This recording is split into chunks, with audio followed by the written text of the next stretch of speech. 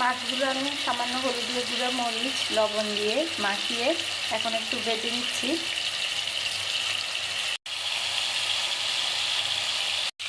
মাছগুলো ভাজা হয়ে গেছে, এখন এগুলো আমি উঠিয়ে নিব। একই ফ্রাই প্যানে আমি পেঁয়াজ কুচি দিয়েছি, আদা রসুন বাটা 2 চামচ পরিমাণ। এখানে হলুদের গুঁড়া, মরিচের গুঁড়া, লবণ পরিমাণ মতো দিয়ে এগুলো একটু ভালো করে ভেজে নিব।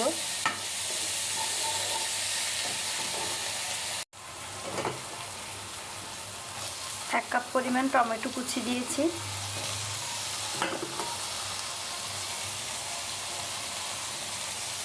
টমেটোগুলো যখন গলে এরকম হয়ে গেছে, এখন এর মধ্যে আমি 2 চামচ পরিমাণ টক দই দিয়ে দেব।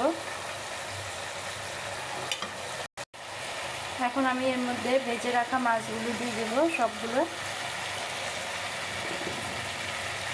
সামান্য পরিমাণ জল দিয়ে দেব।